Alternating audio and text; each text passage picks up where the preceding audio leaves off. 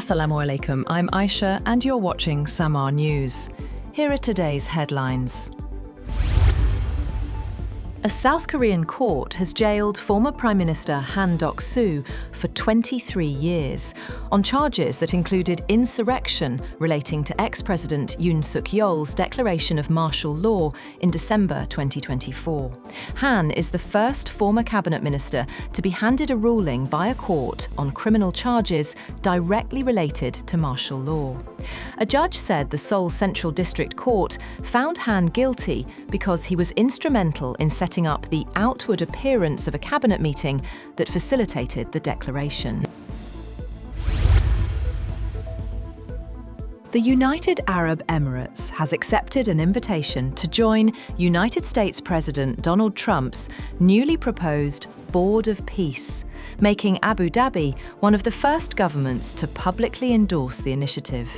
The UAE Foreign Ministry said the Emirates stood ready to contribute actively to the mission of the Board of Peace, supporting greater cooperation, stability, and prosperity for all, marking formal alignment with Washington's new conflict resolution effort. India will withdraw its diplomats' families and dependents from Bangladesh in the face of security threats as tension rises ahead of a February 12th general election. Campaigning begins on Thursday for Bangladesh's election, which has sparked protests and counter-protests.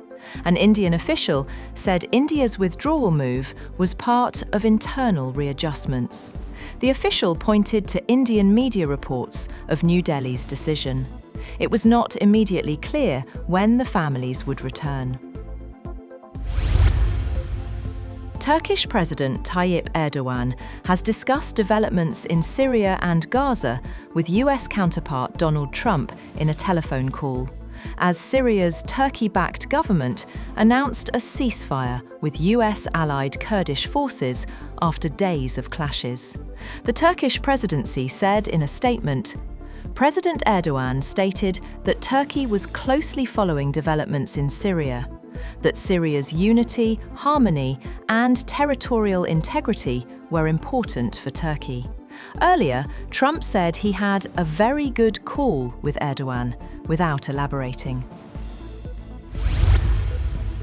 Thousands of US workers and students march through cities and university campuses in opposition to the immigration policies of President Donald Trump. On the first anniversary of Trump's second term, protests sprang up across the country against his aggressive immigration crackdown that prompted outrage after federal agents dragged a US citizen from her car and shot her dead in Minneapolis in past weeks. Hundreds of protesters gathered in Washington and smaller cities like Asheville, North Carolina, where demonstrators marched through the downtown. Iran's National Security Parliamentary Commission has made it clear that any attack on Supreme Leader Ayatollah Ali Khamenei would trigger a declaration of Jihad, or holy war.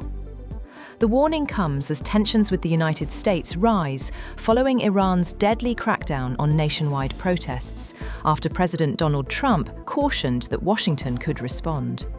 The Commission said an attack on Khamenei would be treated as war against the entire Islamic world, requiring a jihad decree and mobilization across Muslim countries. That's all for now.